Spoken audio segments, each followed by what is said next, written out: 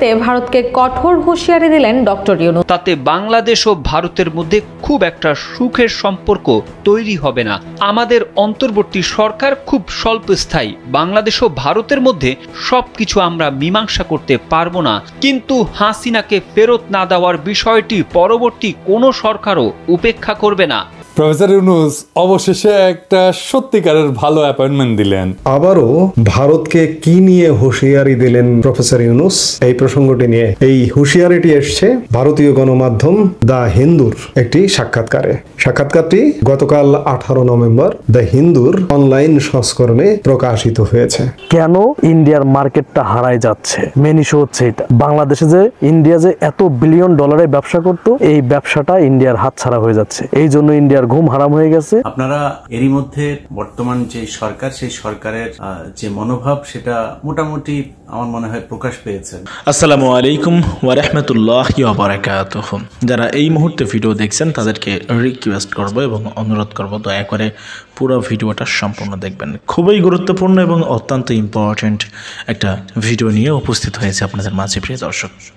সম্মানিত বন্ধুগণ, দর্শক শ্রোতা মণ্ডলী, এবারে ভারতকে কড়া হুঁশিয়ারি দিয়েছে, সতর্ক বার্তা দিয়েছে প্রফেসর ইউনূস। প্রফেসর ইউনূস স্পষ্ট জানিয়ে দিয়েছে অল্প কয়েকদিনের মধ্যেই শেখ হাসিনাকে ফেরত দিতে হবে। যদি ফেরত না পাঠায় শেখ হাসিনাকে বাংলাদেশে, তাহলে কঠিন পদক্ষেপ গ্রহণ করবে অন্তর্বর্তীকালীন সরকার। প্রিয় দর্শক শ্রোতা মণ্ডলী, প্রধান উপদেষ্টা প্রফেসর ডক্টর মোহাম্মদ ইউনূস স্পষ্ট জানিয়ে দিয়েছে, আমরা ভারতকে ভয় পাই না। বন্ধুত্বের খাতিরে প্রতিবেশী দেশ হিসাবে তাদেরকে শ্রদ্ধা করি, সম্মান করি, তাদেরকে মূল্যায়ন করি।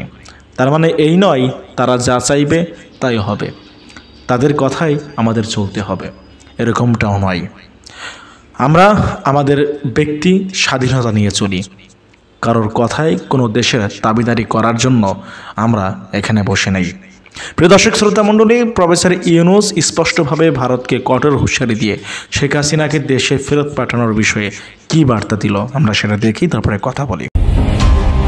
এবার সাবেক প্রধানমন্ত্রী শেখ হাসিনাকে ফেরাতে ভারতকে কঠোর হুঁশিয়ারি দিলেন ডক্টর ইউনূস। শেখ হাসিনা ভারত থেকে তার রাজনৈতিক কর্মকাণ্ড চালিয়ে যাচ্ছেন বলে অভিযোগ করেছেন অন্তর্বর্তীকালীন সরকারের প্রধান উপদেষ্টা ডক্টর মোহাম্মদ ইউনূস। গণ অভ্যুত্থানের মুখে শেখ হাসিনা দেশ ছেড়ে ভারত চলে যাওয়ার পর থেকে সেখানে বসেই নেতাকর্মীদের একের পর এক নির্দেশনা দিতে দেখা যায় তাকে। এরই মধ্যে তার বেশ কয়েকটি কল রেকর্ডও ফাঁস হয় সামাজিক যোগাযোগ মাধ্যমে, যেখানে তিনি এক এক সময় এক এক নির্দেশনা দিয়ে দেশকে অস্থিতিশীল করে তোলার পায়তারা করেন। তাই এবার তাকে বাংলাদেশে ফিরিয়ে আনতে পদক্ষেপ নিয়েছেন প্রধান উপদেষ্টা। ভারতীয় সংবাদ মাধ্যম দ্য হিন্দুকে দেওয়া এক সাক্ষাৎকারে ডক্টর ইউনূস বলেন, বিচারের মুখোমুখি করতে হাসিনাকে অবশ্যই ফিরিয়ে দিতে হবে ভারতকে। এছাড়া হাসিনাকে ফিরিয়ে না দিলে বাংলাদেশ ও ভারতের মধ্যে খুব একটা সুখের সম্পর্ক তৈরি হবে না বলেও হুঁশিয়ারি উচ্চারণ করেছেন তিনি। একই সঙ্গে আওয়ামী লীগকে আগামী জাতীয় সংসদের নির্বাচনে প্রতিদ্বন্দ্বিতার সুযোগ দেওয়া হবে কিনা সে প্রশ্নেও কথা বলেছেন নোবেলজয়ী এই অর্থনীতিবিদ। সোমবার সংবাদ মাধ্যমটির ওয়েবসাইটে সাক্ষাৎকারটি প্রকাশিত হয়। সংবাদ মাধ্যমটি বলছে, ঢাকায় নিজের বাসভবনে দ্য হিন্দুর সাথে একান্ত সাক্ষাৎকারে অধ্যাপক ডক্টর ইউনূস ভারতের সাথে সম্পর্ক এবং সংস্কারের পরিকল্পনার বিষয়ে তার দৃষ্টিভঙ্গি তুলে ধরেন। তিনি তার সরকার গঠনের 100 দিনের বিভিন্ন কর্মকাণ্ড নিয়ে কথা বলেন এবং উগ্রপন্থার উত্থান ও হিন্দু এবং অন্যান্য সংখ্যালঘুদের নিরাপত্তা নিয়ে প্রকাশিত প্রতিবেদনগুলোকে প্রোপাগান্ডা বলে অভিহিত করেছেন তিনি। বাংলাদেশের অন্তর্বর্তী সরকারের 100 দিন পূর্তিতে দেশের আইন শৃঙ্খলা এবং অর্থনীতি ইস্যুতে করা এক প্রশ্নের জবাবে প্রধান উপদেষ্টা বলেন, আমরা এখনো আইন শৃঙ্খলা পরিস্থিতির উন্নতি করছি, তবে আমি বলবো না যে আমরা এখনই এ গ্রেড পেয়েছি। অন্য ইস্যুতে বলবো অর্থনীতির ক্ষেত্রে আমাদের অর্জন A+, কারণ আমরা উত্তরাধিকারী সূত্রে ছিন্ন ভিন্ন অর্থনীতি পেয়েছিলাম। সমস্ত আর্থিক প্রতিষ্ঠান এবং ব্যাংকিং ব্যবস্থা প্রায় ভেঙে পড়েছে। ডক্টর ইউনূস আরো বলেন, দেশে উন্মত্ত ব্যাংকিং সিস্টেম ছিল, খারাপ ঋণ ছিল, 60% অশোধিত ঋণ, বহু ব্যাংক একে অপরের সাথে কিভাবে লেনদেন করতে হয়, গ্রাহকদের সাথে কিভাবে আচরণ করতে হয় ইত্যাদি জানেই না। আমাদের প্রায় অকার্যকর একটি আর্থিক ব্যবস্থা ছিল, তাই সেখান থেকে আমরা ব্যাংকিং সিস্টেমকে আবার কার্যকর করে এই পর্যায়ে এসেছি। শেখ হাসিনার নেতৃত্বাধীন আওয়ামী লীগ সরকারের সঙ্গে গেল 15 বছর ভারতের ছিল দহরম মহরম সম্পর্ক, যার ফায়দা ভারত বেশ ভালোভাবেই তুলেছিল বলে মনে করছেন বিশেষজ্ঞরা। তাই তো 5 আগস্টের ছাত্র জনতার গণ অভ্যুত্থানের মুখে অল্প সময়ের নোটিশে পলাতক শেখ হাসিনাকে ঠাঁই দেয় ভারত। জুলাই আগস্টের আন্দোলনে গণহত্যার দায়ে গ্রেপ্তারি পরোয়ানা মাথায় নিয়ে শেখ হাসিনা সেখানেই অবস্থান করছেন। ক্রমেই জোরালো হচ্ছে শেখ হাসিনাকে বাংলাদেশে ফিরিয়ে আনার দাবি। বিষয়টি উঠে এসেছে ভারতীয় সংবাদ মাধ্যম দ্য হিন্দুকে প্রধান উপদেষ্টা ডক্টর মোহাম্মদ ইউনূসের দেওয়া সাক্ষাৎকারেও। দেশ ছেড়ে পালিয়ে যাওয়ার পর ভারতে শেখ হাসিনার উপস্থিতি উভয় দেশের সম্পর্কের জন্য অসুবিধার সৃষ্টি করছে কিনা এমন প্রশ্নের জবাবে ডক্টর মোহাম্মদ ইউনূস বলেন, হাসিনার ভারতে বসবাস করা অন্তত আপাতত কোনো সমস্যা নয়, তবে তিনি বাংলাদেশের বিষয়ে কথা বললে সমস্যা। তিনি বাংলাদেশিদের সাথে কথা বলছেন এবং এটি রাজনৈতিক কর্মকাণ্ড, তিনি তার রাজনৈতিক কর্মকাণ্ড চালিয়ে যাচ্ছেন, এটাই সমস্যা। হাসিনা এসব কর্মকাণ্ডের মাধ্যমে ঢাকা ও অন্যান্য শহরের রাস্তায় বের হয়ে তার কর্মীদের বিক্ষোভ প্রদর্শন করতে বলছেন এবং তার সেই অডিও রেকর্ডও প্রচার করা হচ্ছে। তাদেরকে তিনি ডোনাল্ড ট্রাম্পকে ঢাল হিসেবে ব্যবহার করতে পরামর্শ দিচ্ছেন, যাতে পুলিশ তাদের বাধা দিলে তারা বলতে পারে বাংলাদেশ সরকার যুক্তরাষ্ট্রের বিরুদ্ধে কিছু করছে। ঢাকায় নিজের বাসভবনে দ্য হিন্দুর সাথে একান্ত সাক্ষাৎকারে হাসিনাকে দেশে ফিরিয়ে আনার বিষয়ে ডক্টর মোহাম্মদ ইউনূস বলেন, আমরা তাকে ফিরিয়ে আনতে সব আইনি উপায় অবলম্বন করব, তবে প্রত্যর্পণ চুক্তি অনুযায়ী যদি ভারত হাসিনাকে ফিরিয়ে না দেয় তাহলে কি হবে এমন প্রশ্নের জবাবে ডক্টর ইউনূস পাল্টা প্রশ্ন করে বলেন, আপনি বলতে চাচ্ছেন ভারত চুক্তি লঙ্ঘন করবে? হ্যাঁ, চুক্তিতে এই ধরনের ধারা আছে, কিন্তু হাসিনাকে রাখতে যদি ভারত সরকার সেগুলোকে ব্যবহার করে তাতে বাংলাদেশ ও ভারতের মধ্যে খুব একটা সুখের সম্পর্ক তৈরি হবে না। আমাদের অন্তর্বর্তী সরকার খুব স্বল্পস্থায়ী, বাংলাদেশ ও ভারতের মধ্যে সবকিছু আমরা মীমাংসা করতে পারবো না, কিন্তু হাসিনাকে ফেরত না দেওয়ার বিষয়টি পরবর্তী কোনো সরকারও উপেক্ষা করবে না। প্রফেসর ইউনূস অবশেষে একটা সত্যিকারের ভালো অ্যাপয়েন্টমেন্ট দিলেন। তিনি আমাদের প্রিয় ডক্টর খলিলুর রহমানকে উপদেষ্টার মর্যাদায় তার হাই রিপ্রেজেন্টেটিভ হিসেবে নিয়োগ দিয়েছেন। সম্প্রতি আমি খলিল ভাইকে দুইবার ইন্টারভিউ করছিলাম, যেগুলো আপনারা অনেকেই দেখছেন। এই যে এই দুইটা, যারা দেখেননি তাদের জন্য লিঙ্ক ডেসক্রিপশন বক্সে দিয়ে দিচ্ছি। আমাকে অনেকেই বলছেন এগুলো ছিল মাস্টার ক্লাস ইন্টারভিউ। খলিল ভাই, আপনাকে প্রাণঢালা অভিনন্দন, শুভেচ্ছা। বাংলাদেশের 1 নম্বর আন্তর্জাতিক সমস্যা অর্থাৎ রোহিঙ্গা সমস্যার গুরুভার এখন আপনার স্কন্ধে। সেই সাথে যোগ হয়েছে অগ্রাধিকারমূলক বিষয়াবলী। হাই রিপ্রেজেন্টেটিভ পদবিটা অত্যন্ত উপযুক্ত হয়েছে। এতে কইরা দেশে বিদেশে উভয় জায়গাতেই প্রধান উপদেষ্টার উচ্চ প্রতিনিধি হিসাবে আপনি দায়িত্ব পালন করতে পারবেন।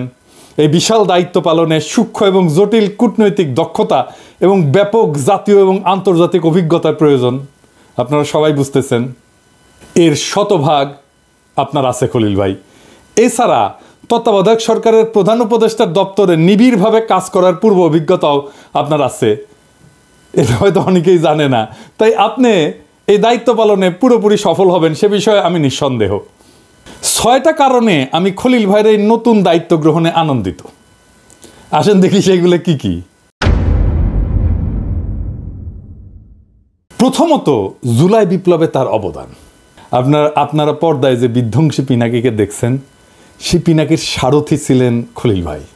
আমি নিজেকে বলি অর্জুন আর খলিল ভাইকে শ্রীকৃষ্ণ। এটা একটু ব্যাখ্যা করি। গল্পটা মহাভারতের। চাচাতো ভাইদের মধ্যে রাজ্য নিয়ে যুদ্ধ। এক পক্ষের সেনাপতি অর্জুন ভালো ধনুর্ধর, ভালো যোদ্ধা, কিন্তু বিপক্ষে অনেক বীর আছে যারা অর্জুনের চাইতে খারাপ না যুদ্ধবিদ্যায়, ধনুর্ধর হিসাবেও খারাপ না, কেউ বরং ভালো। তো এই অর্জুনকে শ্রীকৃষ্ণ বিজয়ী করবেন। এমনভাবে বিজয়ী করবেন যে সাফল্যটা অর্জুনের বলে মনে হয়। তো ভগবান হইয়াও তিনি অর্জুনের রথের সারথি হন, পুরা যুদ্ধে পরামর্শ দিয়া, উপদেশ দিয়া, কাউন্সেলিং কইরা, এমনকি অর্জুনের প্রাণ বাঁচায় শ্রীকৃষ্ণ অর্জুনকে যুদ্ধ জয় করে দেন। শ্রীকৃষ্ণ না থাকলে ওই যুদ্ধে অর্জুনের বিজয়ী হওয়ার বিন্দুমাত্র সম্ভাবনা ছিল না।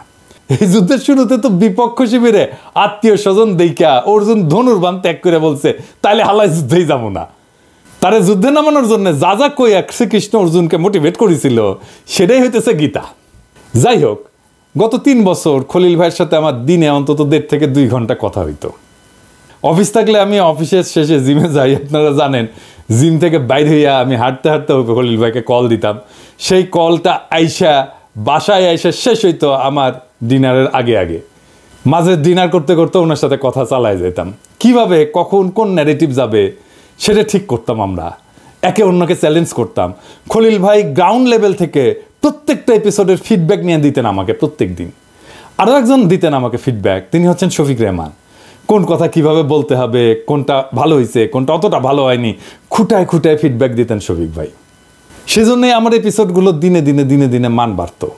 আমার মতো মাথা গরম মানুষকে মাথা ঠান্ডা করে শিখিয়েছেন খলিল ভাই, আইডিয়া দিয়া, উপদেশ দিয়া।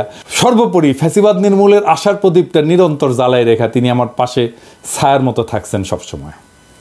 তার সঙ্গে যে সব বিষয়ে আমার মতের মিল হয়েছে তা কিন্তু না, কিন্তু ভিন্ন মতকে সম্মান দেখানোর একটা অসাধারণ গুণ খলিল ভাইয়ের আছে, যেটা আমি অনেকের মধ্যে দেখতে পাই না। ফ্যাসিবাদের পতনের ঠিক আগে তার কাছ থেকে একটা দারুণ আইডিয়া পাই। আমি সাথে সাথে আইডিয়াটা প্রফেসর ইউনূসের সাথে শেয়ার করি। জাতিসংঘে একটা কাজ, যেটা প্রফেসর ইউনূস আমার অনুরোধে করছিলেন, আর খলিল ভাই জাতিসংঘে ওনার সাবেক সহকর্মীদের মাধ্যমে ফলো আপ করেছিলেন। সেটা গণখুনি হাসিনার দ্রুত পতনের পিছনে ওই কাজটার একটা ভূমিকা ছিল, ছোট হোক বড় হোক। দ্বিতীয় কারণটা হচ্ছে খলিল ভাইকে সরকারে নিয়ে প্রফেসর ইউনূস মেধার প্রতি তার অঙ্গীকার ব্যক্ত করলেন। বাংলাদেশের প্রথম রেগুলার বিসিএস পরীক্ষায় খলিল ভাই প্রথম হয়েছিলেন। ওই সময় 1600 নম্বরের পরীক্ষা হইতো। একই বছর ঢাকা বিশ্ববিদ্যালয়ের অর্থনীতিতে MA পরীক্ষায় তিনি প্রথম শ্রেণীতে প্রথম হন। 3 বছরের কম সময়ের মধ্যে আমেরিকার 2টা শীর্ষ শিক্ষা প্রতিষ্ঠান থেকে তিনি আইন এবং কূটনীতিতে MA এবং অর্থনীতিতে PhD ডিগ্রি অর্জন করেন। এবং তারপরে অনেকে থেকে যায় আমেরিকায়, উনি থাকেন নাই, দেশে ফিরে আসেন। এরপর বাংলাদেশ সরকার এবং জাতিসংঘের বিভিন্ন গুরুত্বপূর্ণ পদে তিনি সাফল্যের সঙ্গে কাজ করেন। এই যে আপনারা দেখেন না যে আমাদের গার্মেন্টস সেক্টর এত দ্রুত প্রসার লাভ করলো, তার একটা প্রধান কারণ হচ্ছে বিশ্বের বাজারে শুল্কমুক্ত প্রবেশাধিকার পাওয়া। স্বল্পোন্নত দেশগুলোর পণ্যের শুল্কমুক্ত সুবিধার প্রধান আর্কিটেক্ট এই খলিল ভাই। এছাড়া সততা আর সৌজন্যে খলিল ভাইয়ের জুড়ি পাওয়া মুশকিল। ওনার সাথে 3 বছর আমার যে আলাপগুলো হয়েছে, প্রত্যেকটা আলাপ থেকে কিছু না কিছু আমি শিখছি, যা আমার চিন্তাকে গড়ে তুলছে। তৃতীয় কারণটা হচ্ছে রোহিঙ্গা ইস্যুটাকে প্রফেসর ইউনূস তার সর্বোচ্চ অগ্রাধিকার সমূহের সাথে যুক্ত করছেন। আগে তিনি বলছেন যে এটা হচ্ছে বাংলাদেশের সবচেয়ে বড় আন্তর্জাতিক সমস্যা। আমাদের জাতীয় নিরাপত্তার ইস্যুটাও এটার সাথে গভীরভাবে জড়িত। নির্মম গণহত্যার শিকার একটা অসহায় জনগোষ্ঠীর নিরাপদে এবং সকল অধিকার সহ প্রত্যাবর্ষণের বিষয়টা নিয়ে গণখুনি হাসিনা কোনো ধরনের উল্লেখযোগ্য উদ্যোগী নেয় নাই, এবং ডাইনি রোহিঙ্গাদের আশ্রয় দিয়েছিল নোবেল পুরস্কার পাওয়ার অসৎ এবং কুৎসিত আকাঙ্ক্ষায়। নোবেল পাওয়ার কারণে প্রফেসর ইউনূস সারা বিশ্বে বাংলাদেশের মুখচ্ছবি হিসেবে আবির্ভূত হয়েছেন। এমনকি মুজিবের ইমেজকেও অনেক গুণ ছাপায় গেছেন তিনি। এইটা হাসিনার গায়ে জ্বালা ধরায় দেয়। কিন্তু যখন সে দেখলো যে এই পুরস্কার পাওয়ার কোনো উপায় বা সম্ভাবনা নাই, তখন থেকে রোহিঙ্গা ইস্যুকে সে চরম অবহেলার দৃষ্টিতে দেখছে। এ বিষয়ে ইন্ডিয়ার লাইনকে সে অন্ধভাবে অনুসরণ করছে। এমনকি গণহত্যাকারী ঘৃণিত মায়ানমার জান্তা, যারা কিনা বাংলাদেশের সাথে চরম শত্রুতামূলক আচরণ করছে, তাদের কাছে নতজানু হয়ে থাকছে। ফলে জাতীয় এবং আন্তর্জাতিক অগ্রাধিকার তালিকা থেকে এই ইস্যুটা প্রায় খসে পড়ছে।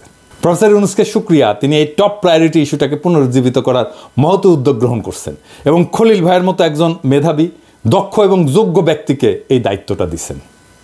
চতুর্থ কারণ হচ্ছে যে খলিল ভাইকে সরকারে নেওয়ার মাধ্যমে দেরিতে হইলেও প্রফেসর ইউনূস জুলাই বিপ্লবে বেসরকারি বিশ্ববিদ্যালয়ের অবদানকে স্বীকৃতি দিলেন। আন্দোলনে বেসরকারি বিশ্ববিদ্যালয়ের ছাত্রছাত্রীরা বিশাল ভূমিকা পালন করছেন, তাদের অনেকে আত্মদান করছেন। এর মধ্যে আছে ইস্ট ওয়েস্ট বিশ্ববিদ্যালয়ের ছাত্র শিক্ষক কর্মকর্তাদের একটা বিরাট অবদান। খলিল ভাই এই বিশ্ববিদ্যালয়ের অন্যতম প্রতিষ্ঠাতা এবং ট্রাস্টি বোর্ডের একজন সদস্য। 5 নম্বর কারণ হচ্ছে দীর্ঘকাল প্রবাসে থেকেও খলিল ভাই খাঁটি বাংলাদেশি রয়ে গেছেন। বছর 4 আগে তিনি আমেরিকান নাগরিকত্ব লাভের যোগ্যতা অর্জন করছিলেন, তা সত্ত্বেও তিনি আমেরিকান নাগরিকত্বের জন্য আবেদন করেননি। আমি মেলাবার জিজ্ঞেস করছি উনাকে এই কারণটা, উনি এড়ায় গেছেন।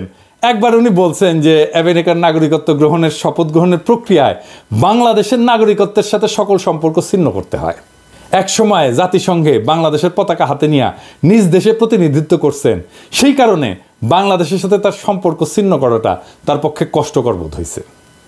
এখনও তাই তার হাতে শুধু বাংলাদেশের পাসপোর্ট, অন্য কোনো দেশের পাসপোর্ট নাই। আর শেষ কারণটা হচ্ছে যে খলিল ভাইয়ের সাথে আমার সাম্প্রতিক 2টা টক শো, মানে যেটাকে আমি শ্যাডো ক্যাবিনেট বলছিলাম, সেটা খুব পপুলার হয়েছিল। আমার শ্যাডো ক্যাবিনেট থেকে একজন এক্সপার্ট ক্যাবিনেটে যাইতেছেন। বিভিন্ন বিষয়ে খলিল ভাইয়ের গভীর জ্ঞান, অভিজ্ঞতা এবং ব্যক্তিত্ব ব্যাপকভাবে প্রশংসিত হয়েছিল। কিন্তু ওই টক শো এর পরে অনেকে আমাকে ব্যক্তিগতভাবে বলছেন যে এটা ছিল মাস্টার ক্লাস ইন্টারভিউ। অসংখ্য শ্রোতা কমেন্ট করছিলেন প্রফেসর ইউনূস যেন খলিল ভাইকে তার সরকারে অন্তর্ভুক্ত করেন। তিনি তাদের চাওয়া পূর্ণ করছেন। আমার এবং আমার শ্রোতা দর্শকদের তরফ থেকে প্রফেসর ইউনূসকে এই জন্য অতিরিক্ত সাধুবাদ জানাচ্ছি।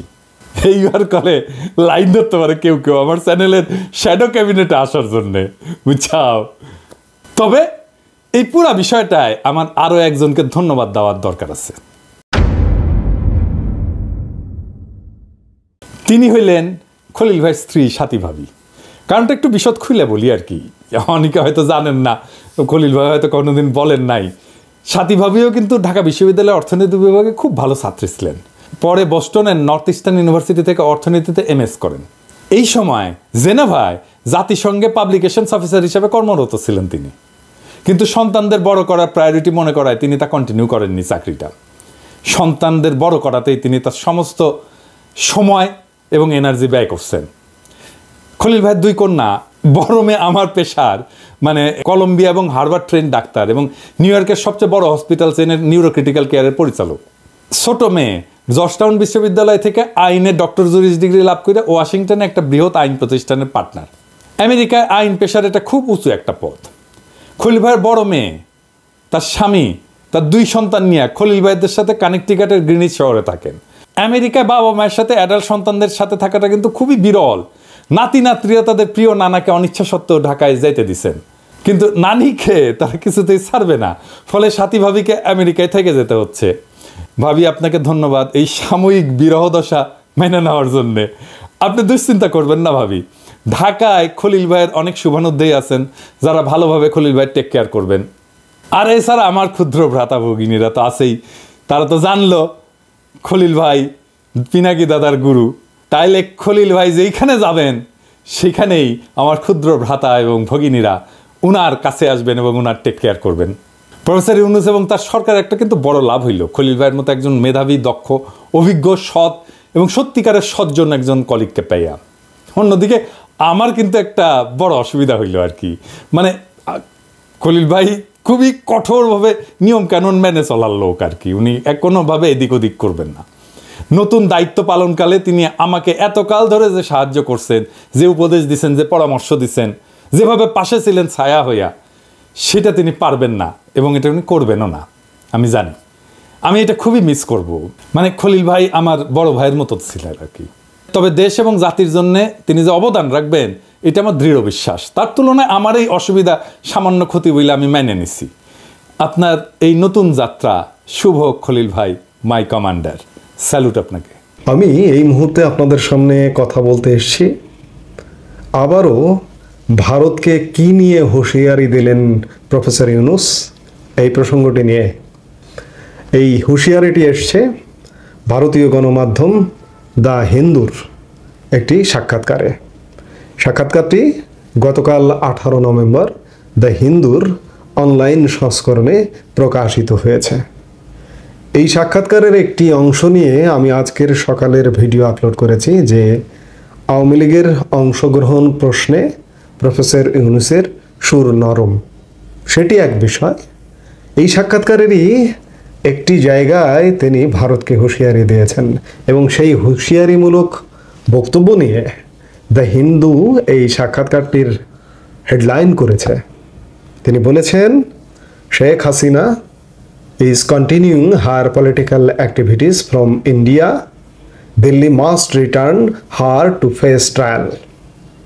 Bangladesh chief adviser Yunus. এই হচ্ছে হিন্দুর হেডলাইন। হাসিনা ভারতে থেকে তার রাজনৈতিক কর্মকাণ্ড চালিয়ে যাচ্ছেন। দিল্লিকে তার বিচারের মুখোমুখি করতে হবে বাংলাদেশের প্রধান উপদেষ্টা ইউনূস। এক প্রকার ভারতকে আবারও হুঁশিয়ারি দিলেন প্রফেসর ইউনূস, কারণ প্রফেসর ইউনূস এই মসনদে বসেছেন, ক্ষমতায় বসেছেন ভারতকে হুমকি দিয়েই, হুঁশিয়ারি দিয়েই। বারবার এই আলাপটা আসে, আলাপটি প্রসঙ্গক্রমে চলে আসে, কিচ্ছু করার নেই, অ্যাভয়েড করতে চাই এক আলাপ বারবার করতে, কিন্তু তারপরেও আসে।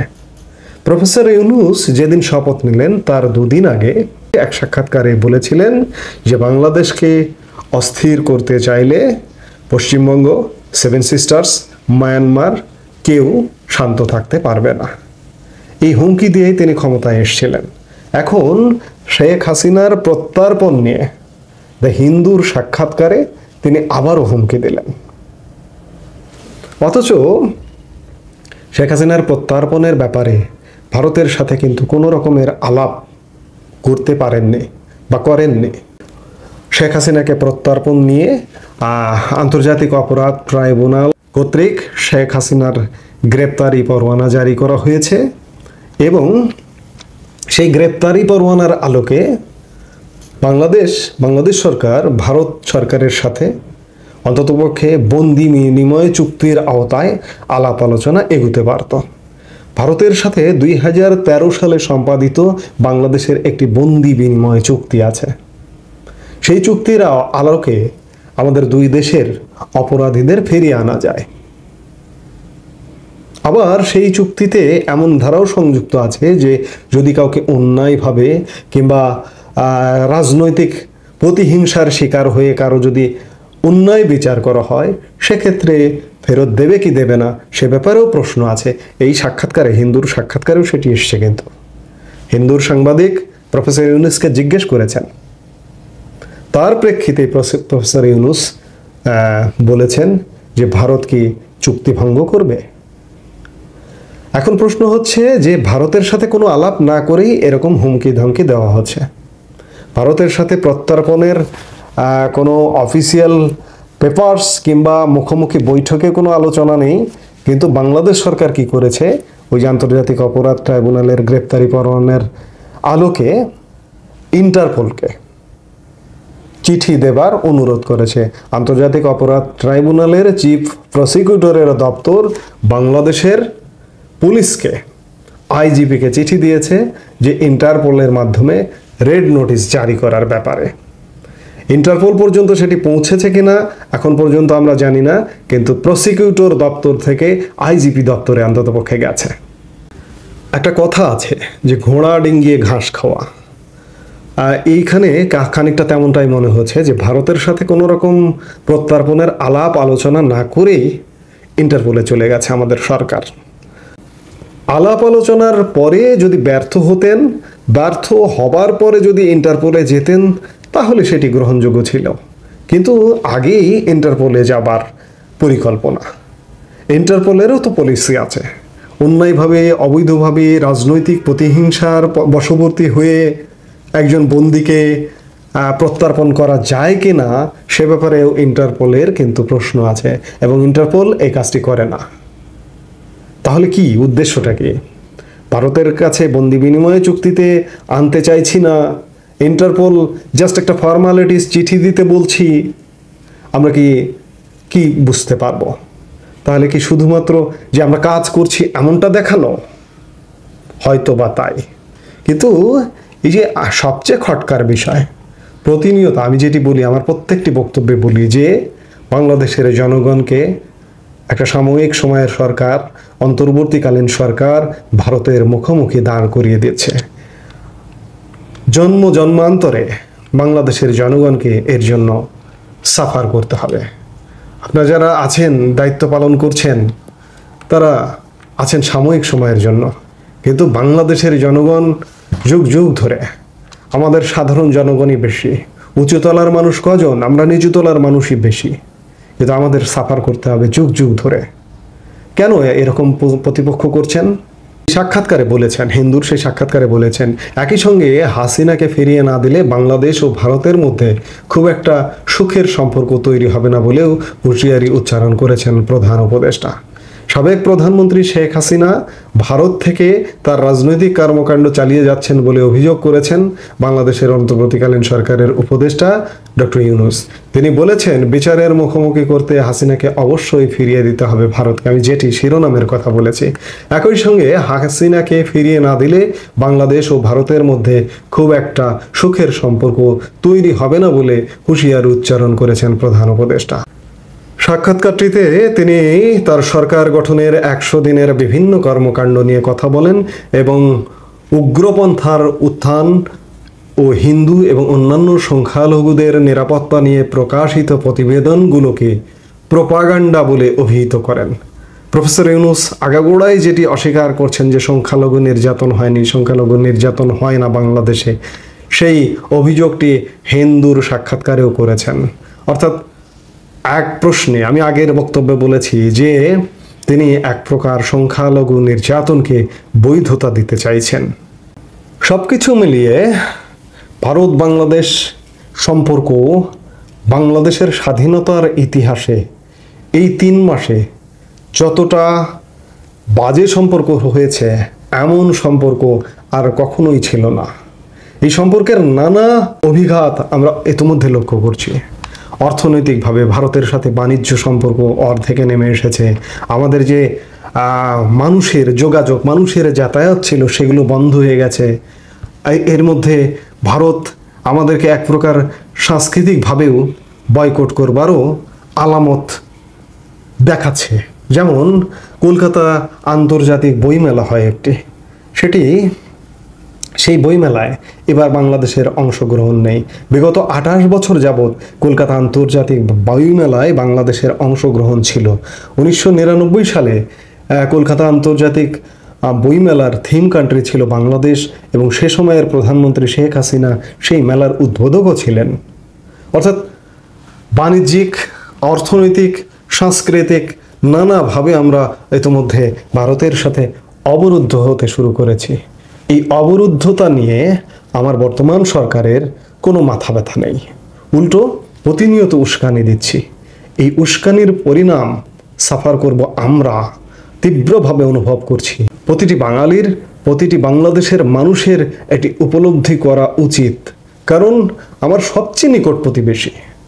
আমি তাকে বাদ দিয়ে যদি অন্য কোনো চিন্তা করি সেটি হবে বাস্তবতার একদম বাইরের একটা চিন্তা। আমি নানা উদাহরণ দিয়ে বিভিন্ন সময় বলবার চেষ্টা করেছি, ভারতকে বাদ দিয়ে বাংলাদেশ কোনো কিছু করা অসম্ভব।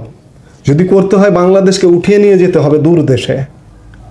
কাছাকাছি দুটো বাড়ির মানুষ একসাথে না চললে নানা রকম সমস্যার সৃষ্টি হয়, তেমনি কাছাকাছি পাশাপাশি দুটো দেশ একসাথে কাঁধে কাঁধ না মিলিয়ে চললে নানা রকম সমস্যার সৃষ্টি হবে। আমাদের বাংলাদেশের মানুষকে সেই সমস্যার দিকেই ধাবিত করছেন প্রফেসর ইউনূস। আমি অনুরোধ করব, সরকারকে অনুরোধ করব, সরকারের অনেকে আমার বক্তব্য শোনেন, কথা শোনেন, যে ভারতের সাথে যে কোনো মূল্যে, ঠিক আছে, আমাদের স্বার্থ সংশ্লিষ্ট বিষয়ে আমাদের মাথা উঁচু করা সম্পর্ক থাকবে, আপোষ করব না আমাদের স্বার্থে, কিন্তু সম্পর্কটা স্বাভাবিক রাখতে হবে, এর কোনো বিকল্প পথ নেই। সম্মানিত বন্ধুগণ, দর্শক শ্রোতা, আপনারা দেখতে পারলেন ব্যক্তিগত মতামত অবশ্যই কমেন্ট করবেন। আপনারা জানাবেন কমেন্টে আপনাদের মতামতটা কি, আপনারা কি বলতে চান, কি বলবেন আপনারা, প্রকৃত উপায়ে আপনাদের বলার কি রয়েছে। প্রফেসর ইউনূসের এই বার্তা কিংবা এই হুঁশিয়ারি কতটা গায়ে লাগবে ভারতের? ভারত কি এরপরে শেখ হাসিনাকে ফেরত পাঠাবে নাকি আবারও সেই স্যাঁচরামো করবে? প্রিয় দর্শক শ্রোতা মণ্ডলী, প্রফেসর ইউনূস এমন একজন মানুষ, এই একজন ব্যক্তি ভারতের চোখে চোখ রেখে কথা বলতে পারে। প্রফেসর ইউনূস প্রধান উপদেষ্টা হওয়ার পরেই কিংবা দেশ পরিচালনার দায়িত্ব গ্রহণ করার পর থেকেই ভারতের মাথা ব্যথা শুরু হয়ে গেছে। তারা কোনোভাবেই মেনে নিতে পারছে না, রীতিমতো তারা সবসময় আতঙ্কে রয়েছে। প্রফেসর ইউনূস বলেছে, ভারত বেশি লাফালাফি করলে কিংবা বেশি বাড়াবাড়ি করলে 7 সিস্টার ভেঙে যাবে। এটা নিয়েও কিন্তু একটা ভয় কিংবা উদ্দীপনা কাজ করছে ভারতের মধ্যে। প্রিয় দর্শক শ্রোতা মণ্ডলী, ভারতের প্রোপাগান্ডা মিডিয়া কিংবা গুজব মিডিয়া বারবার গুজব ছড়াচ্ছে বিভিন্ন বিষয় নিয়ে, আমরা দেখছি, ইতিমধ্যে লক্ষ্য করেছি, কিন্তু কোনোভাবেই কোনো কাজই হবে না। প্রিয় দর্শক শ্রোতা মণ্ডলী, আপনারা আপনাদের অভিমত জানাবেন কমেন্টে। আপনারা কি বলতে চান প্রফেসর ইউনূসের এই বার্তা কতটা কাজে আসবে। প্রিয় দর্শক শ্রোতা মণ্ডলী, ভালো থাকবেন। আমাদের চ্যানেলে নতুন হলে অবশ্যই সাবস্ক্রাইব করে পাশে থাকা বেল বাটনটা ক্লিক করে রাখবেন। আল্লাহ হাফেজ।